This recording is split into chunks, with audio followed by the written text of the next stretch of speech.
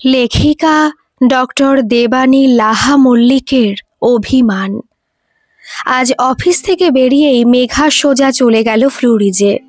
Cake patties সব কিনে ফেললো ঝটাপট। তাতেও মন ভরল না। মিষ্টির দোকান থেকে কিনলো বাদাম বরফি, লাড্ডু, তারপর নিল একটা বড় কোল্ড ড্রিঙ্কস। সব নিয়ে তাড়াতাড়ি ওলাতে উঠেই ফোনটা হাতে নিয়ে পরিচিত নম্বরটাই কল করলো। হ্যালো আদি, আসছিস তো? কোথায় তুই? না না, আসছি না, হঠাৎ একটা কাজ পড়ে গেছে, তাই তাড়াতাড়ি ফিরতে হবে বলে লঞ্চে উঠে পড়েছি। সে কি, তুই আজও আসবি না? তবে যে বললি আজ যাবই, আসবি না কেন? আমি যে তোর জন্য কত কিছু। বলতে বলতে একরাশ কান্না ঠেলে উঠল মেঘার গলা দিয়ে।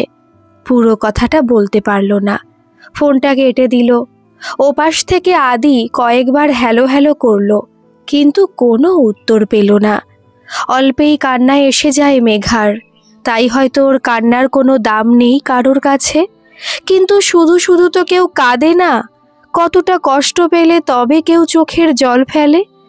আজ দীর্ঘ 1 মাস আদিত্য বোসের সঙ্গে দেখা হয়নি মেঘার। আদিত্য একটা নামী কলেজের ফিলোসফির প্রফেসর, দারুণ লেখেও। ফেসবুকে লেখালেখির সূত্রে মেঘার সাথে ওর আলাপ। সপ্রতিভ ব্রাইট আদির সঙ্গে কয়েকদিন কথা বলেই মেঘা বুঝেছিল আদিত্য একেবারে অন্য ধাঁচের। ওর ফেসবুকের কমেন্টসগুলো বড় বুদ্ধিদীপ্ত।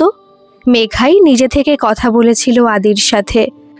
আদি নিজে থেকে কোনো মেয়ের সাথে কথা বলে না। ওর লেখাগুলো অসাধারণ।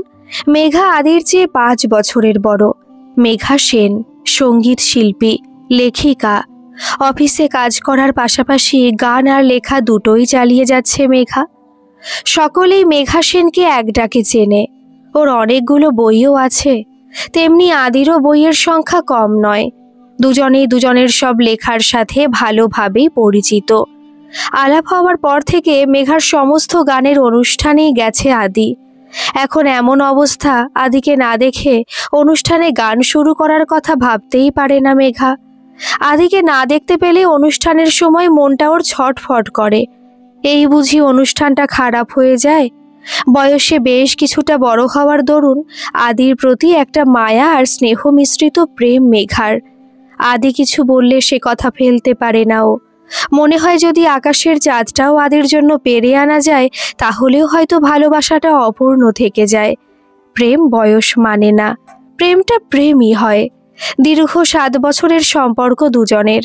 এই 7 বছরে এমন ঘটনা কখনো হয়নি, এইবার প্রথম। দীর্ঘ 15 দিন আদি গিয়েছিল সিকিমের কোনো এক প্রত্যন্ত গ্রামে।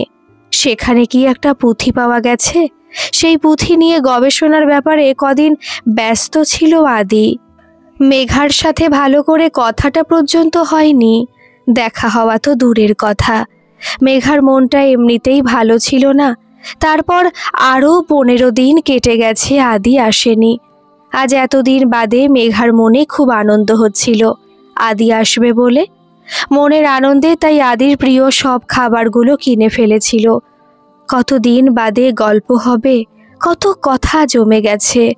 এলেই আদিকে জড়িয়ে থাকবে অনেকক্ষণ, ছাড়বে না। আদির বুকে মাথা রেখে কি অপরিসীম শান্তি পায় মেঘা। আদির ঠোঁটে ঠোঁটটা ডুবিয়ে রাখবে অনেকক্ষণ। দীর্ঘ চুমু। আদি বলে দীর্ঘ চুমুতে নাকি সব অসুখ সেরে যায়। নিজের মনে কি সব ভাবতে ভাবতে লজ্জা পেয়ে যায় মেঘা। সকাল থেকে মেঘার মনে আজ যেন ময়ূর পেখম মেলছিল। কিন্তু মেঘার এসব কল্পনাতে জল ঢেলে আদি স্পষ্ট বলে দিল সে আসবে না।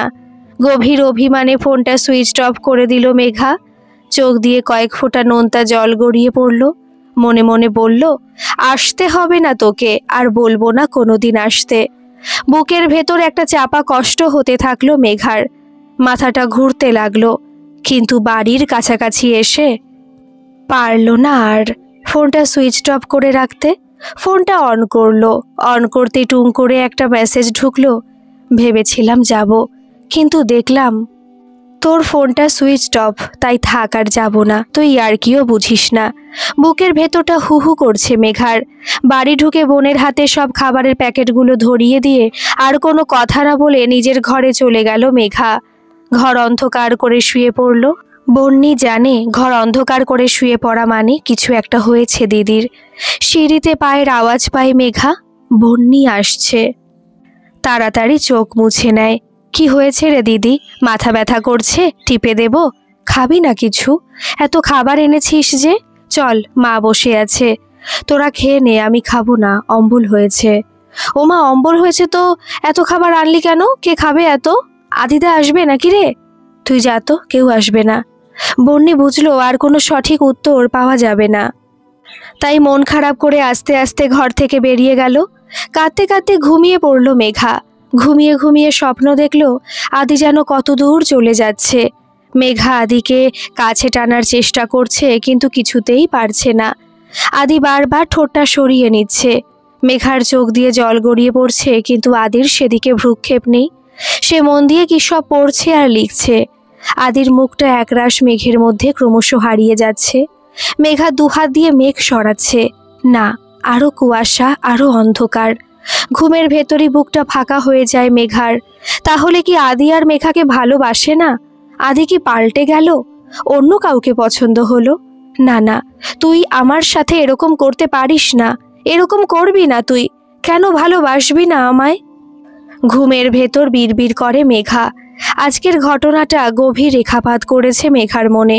অথচ সামান্য একটা ঘটনা, একজন আসবে বলে আসতে পারেনি, এ তো হতেই পারে। কিন্তু মেঘা কিছুতেই মানতে পারে না, সেজন্যই ঘুমের ভেতর আদিকে হারিয়ে ফেলার স্বপ্ন দেখছে। আশ্রয়হীনতা থেকে এমন হয় মেঘা জানে। মনে মনে প্রিয়জনকে হারিয়ে ফেলার ভয় থেকে এইসব স্বপ্ন দেখে মানুষ। না না, আদিকে কিছুতেই হারাতে পারবে না মেঘা।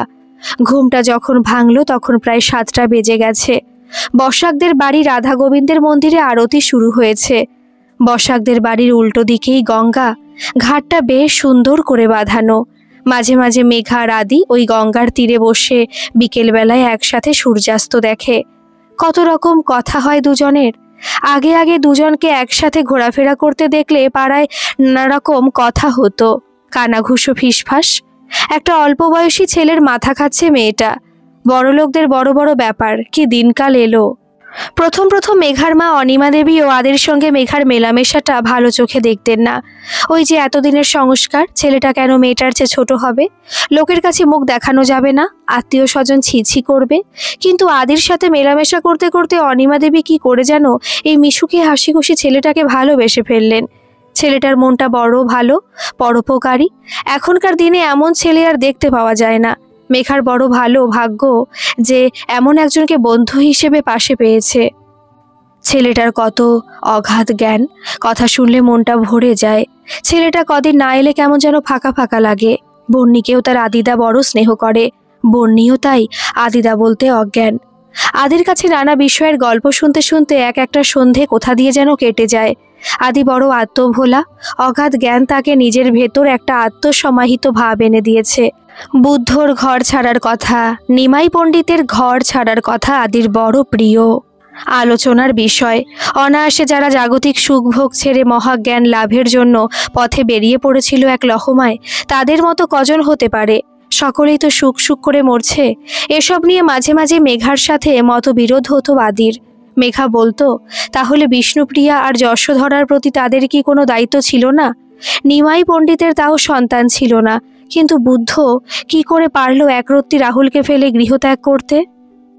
কে বিয়ে করতে বলেছিল তবে? বিষ্ণুপ্রিয়া, যশোধরা, শচীদেবী কতই না চোখের জল ফেলেছেন, কত মানসিক যন্ত্রণা পেয়েছেন। এসব আমি কিছুতেই মানতে পারি না রে। তর্ক ঘুলিয়ে উঠত। আদি বলতো, তবেই না একজন গৌতম বুদ্ধ আর একজন শ্রী চৈতন্যদেব হয়েছেন, যাদের সকলেই এক ডাকে চেনে। মানুষের ভেতর অগাধ প্রেম বিলিয়ে গেছেন যারা, তারাই তো জীবন্ত ঈশ্বর। তুই বুকে হাত দিয়ে বলতে পারবি যে তুই এদের মন থেকে মানিস না? মানুষের ভেতর প্রেম বিলিয়ে নিজের ঘরের প্রেমটাকে মেরে ফেলেছে, সেটাই বল। বড় কাজ করতে গেলে কত আত্মত্যাগ করতে হয় জানেন ম্যাডাম? শুধু নিজের পরিবারের কথা ভাবলে কি আর মহৎ কাজ হয়? আমার অমর মহৎ কাজের দরকার নেই। Charity begins at home. আদি বলতো, শোন, ত্যাগ আর বৈরাগ্য কখনো বলে আসে না। মনে কর তুই গভীর সুখের ভেতর আছিস, এই রকম থাকতে থাকতে হঠাৎ তোর ভেতরই কেমন একটা বৈরাগ্য এলো। মনে হলো এই যে জগতের এত রূপ রস গন্ধ স্পর্শ, এসবই তো অনিত্য, এসবের তো কোনো শেষ নেই। এগুলো পেলেই আরও পেতে ইচ্ছে করে, কিন্তু কিছুতেই তৃপ্তি মেলে না। আরও সুখের খোঁজ করতে করতে আমরা কেবলই অসীম দুঃখ আর বন্ধনে জড়িয়ে পড়ি। তাই তো জীবের এত কষ্ট, এত যন্ত্রণা। আসলে আমরা সকলেই একা, ভীষণভাবে একা। তোর দুঃখের কথা আমি শুনবো, অনুভব করব, কিন্তু তোর দুঃখের বোঝা, যন্ত্রণার বোঝা তোকেই বইতে হবে, আমি নিতে পারবো না। তেমনি আমার দুঃখ যন্ত্রণাটা তুই অনুভব করবি, কষ্ট পাবি, কিন্তু আমার দুঃখের ভোগটা নিতে পারবি না, সেটা আমাকেই ভোগ করতে হবে। তাই এই অবিরাম দুঃখ থেকে মুক্তির উপায় হলো ত্যাগ, ভোগ না। বুঝলি, আমি বলে কেউ নেই, কিছু নেই, সবই তিনি, ব্রহ্মময় জগৎ। আমরা সকলে সে ব্রহ্মে লীন হতে অবিরাম যাত্রা করছি, এ অনন্ত যাত্রা। তুই বুঝবি না? না, আমি কিছু বুঝবো না। যত বোঝা তুই বুঝে বসে আছিস। ওরে তোরা থাম, এমন করে ঝগড়া করছিস যেন আদি তোকে ছেড়ে চলে যাচ্ছে সংসার ত্যাগ করে। অনিমা দেবী বলতেন, তুমি জানো না মা, ফিলোসফি নিয়ে পড়াশোনা করে করে ওর মাথাটা একেবারে খারাপ হয়ে গেছে। কি সব বলে মাঝে মাঝে, কথার মাথামুন্ডু বুঝতে পারি না আমি। আজ মেঘার এইসব কথা খুব মনে পড়ছে। সিকিম যাওয়ার আগের মানুষটা আর ফিরে আসার পরের মানুষটার ভেতর কি বিরাট কিছু ফারাক। আগে আগে দুদিন দেখা না হলে আদি পাগলের মতো করত। সব কাজ ফেলে মেঘাকে আদির সঙ্গে দেখা করতে হতো। মেঘাকে ছাড়তে চাইতো না আদি। আদি বলে যেমনটা চায় মেঘা নাকি ঠিক তেমন। অথচ আজ 1 মাস দেখা না হওয়াতেও আদির কোনো তাপ উত্তাপ নেই। এ কেমন করে সম্ভব? তবে কি আদির ভেতরেও হঠাৎ করে কোনো রকম তীব্র বৈরাগ্য জেগে উঠল? যদি মেঘা সে আগের আদিটাকে হারিয়ে ফেলে তাহলে যে সে আর বাঁচবে না। এসব ভাবতে ভাবতে কুলকুল করে ঘামতে থাকে মেঘা। প্রতিদিন কি সব দুঃস্বপ্ন দেখে মাঝরাতে, আবার ঘুমটা তখন ভেঙে যায়। এসিটা বাড়িয়ে দেয়। উফ, আর পারছে না মেঘা। কি করবে কিছুই বুঝতে পারছে না। সেদিন রাতে ভালো করে খেতে পারলো না মেঘা। একবারও আদি ফোন করেনি। বাড়ি পৌঁছে আদি ফোন করে, নয়তো মেঘা করে। কলেজ ছুটির পরও বেরিয়ে আদি ঠিক ফোন করে একবার, কিন্তু বেশ কিছুদিন ধরে কলেজ থেকে বেরিয়ে আদি প্রায় দিনই আর ফোন করছে না। কি রে, আজ কলেজ থেকে বেরিয়ে ফোন করিসনি তো? কি দরকার কাউকে শুধু শুধু বিরক্ত করবার? প্রত্যেক মানুষের জীবনে একটা স্পেস দরকার। তোকে স্পেস দিচ্ছি, যাতে তোর মনে না হয় আমি তোর দিনের সিংহভাগ সময় নষ্ট করে দিচ্ছি। জীবনে কত কাজ, এই সামান্য ফোনের জন্য ভালো কাজগুলো নষ্ট করার কোনো মানে হয় না। মেঘার খুব রাগ হয়, সেই সঙ্গে অভিমান। আদি জানে এইসব কথা শুনতে মেঘা ভালোবাসে না, আর নিজের দোষ ঢাকার জন্য আদি এইসব কথা বলে থাকে। আসলে আদি ফোন করতে ভুলে গেছে, আর এরকম ভুল এখন প্রায়ই হচ্ছে। তবে কি মেঘার প্রতি আকর্ষণটা কমে যাচ্ছে আদির? হয়তো এখন ওর মনে হচ্ছে 5 বছরের বড় মেয়েকে ভালোবেসেও ভুল করেছে। না না, কি সব উল্টোপাল্টা ভাবছে মেঘা। মান অভিমানটা বাড়তেই থাকে। কিছুতেই আদির সাথে মেঘার দেখা হচ্ছে না। কতদিন চলবে এইভাবে? এইসব 7-5 ভাবতে ভাবতে মেঘার গান, লেখা সব মাথায় উঠেছে। একটাও প্রোগ্রাম নিচ্ছে না। মনটা কেমন ভার হয়ে আছে। অফিসে গিয়েও কাজে মন দিতে পারছে না। অথচ সারাদিন নিয়মমাফিক সব কথাই হচ্ছে আদির সাথে। তবু কোথাও একটা শূন্যতা, যেটা বুঝতে পারছে মেঘাই। এর চেয়ে খুব ঝগড়া হওয়া ভালো, কিন্তু আদি মোটে ঝগড়া করে না। কেউ শুনলে ভাববে হয়তো সবটাই মনের বিকার। রোজই যখন কথা হচ্ছে একটা মানুষের সাথে, তবে অসুবিধাটা কোথায়? কিন্তু মেঘা বুঝতে পারছে কথা হলেও আদি কোথায় যেন একটু এড়িয়ে যাচ্ছে মেঘাকে। একদিন বিকেলে মেঘা অফিস থেকে ফিরে মনমরা হয়ে বসে আছে। বন্নি এসে ঠান্ডা শরবত দিয়ে গেছে। সকাল থেকে আদিকে ফোনে পাইনি একবারও। মনে মনে খুব দুশ্চিন্তা হচ্ছে। হঠাৎ নিচে আদির গলা, কি মাসিমা, কেমন আছো? অনেকদিন আসেনি, তাই আজ এলাম। তোমরা তো ভুলে গেছো আমাকে, আর মনে রাখোনি। মেঘা আদির গলা শুনেও বারান্দায় বেরোয়নি। মনে মনে ভাবছে, কিরকম গা জ্বলানো কথা। আমরা নাকি ওকে ভুলে গেছি। যে নিজে ফোন ধরে না, দেখা করে না, সে আবার অন্যের দোষ দেয়। থাক, আর দেখা করতে হবে না। তুই নিচ থেকেই বাড়ি চলে যা। আমি একবারও নিচে নামবো না। আবার গলাটা কান্নায় বুঝে আসে মেঘার। ঘরটা অন্ধকার করে শুয়ে থাকে ও। আজ আর কিছুতেই আদির সাথে দেখা করবে না। যে ভুলে যেতে চায় সে ভুলে যাক। সিঁড়ি দিয়ে আদি ওপরে উঠে আসছে। কি বলবে আদিকে? কথা বলবে না? মুখ ফিরিয়ে নেবে আদির থেকে? নাকি কেন এমন করছে সরাসরি সেসব জানতে চাইবে? মাথাটা গোলমাল হয়ে যায় মেঘার। ও এটাও জানে আদি সামনে এসে দাঁড়ালে আর একটা কথাও বলতে পারবে না মেঘা। কি রে, শুনলাম তুই নাকি প্রসিত ভদ্রিকার রোল পেয়েছিস, চুটিয়ে সে রোল প্লে করে যাচ্ছিস। জানিস তো, কৃষ্ণ যখন মথুরায় চলে গেছিল, রাধার চোখের জলে একটা নদী বয়ে গেছিল। তুই কি কেঁদে পাতকুয়ো তৈরি করলি? ভাবলাম যাই গিয়ে রাধা বিরহটা একবার দেখে আসি, তাই এলাম। তোর জন্য চন্দনী ধূপ নিয়ে এলাম। ধূপ জ্বালিয়ে কাঁদলে বেশ একটা দুঃখের বাতাবরণ সৃষ্টি হবে। প্রেমটা আরো গভীর করে উপলব্ধি করতে পারবি। এই নে ধূপ, এই নে ক্যাডবেরি। কেঁদে খিদে পেলে খাবি। আমি বসবো নাকি চলে যাব? তুই তো বিজি মানুষ। মেঘা এসব শুনে কি বলবে ভেবে পায় না। এমন করে কথা বলছে আদি যেন কিছুই হয়নি। কে বলবে 1 মাস ধরে পুরো গায়েব হয়ে গেছিল আদি। কে বিজি সে তো বোঝাই যাচ্ছে। আসার কি দরকার ছিল? না এসেই তো বেশ চলছিল। আমি মরে গেলে আসতিস, একেবারে ধূপ জেলে দিয়ে যেতিস। এক ঝটকায় মেঘাকে বুকে টেনে নেয় আদি। শুনুন ম্যাডাম, মাঝে মাঝে একটু পরখ করে দেখে নিতে হয় ভালোবাসাটা ঠিক আছে কিনা। সেটাই দেখছিলাম। তা দেখলাম মেঘা সেনের আদিদেবকে ছাড়া চলবে না। তাই পরীক্ষায় 5 নম্বর দিয়েই দিলাম। মেঘার দু চোখে তখন অভিমানে জল গড়িয়ে পড়ছে। চোখের জল মুছিয়ে আদি মেঘার কপালে আদরের টিপ পরিয়ে দিচ্ছে। হঠাৎ মেঘ করে বৃষ্টি এলো। হু হু হাওয়ায় দুজনে বৃষ্টিতে ভিজলো ছাদে গিয়ে। আবার নতুন প্রেমের সূচনায় সব অভিমান ধুয়ে মুছে গেল। ওই দূরে গঙ্গার ওপারে সূর্য তখন তার লালচে আলোর আদর মাখিয়ে সেদিনকার মতো বিদায় নিচ্ছে।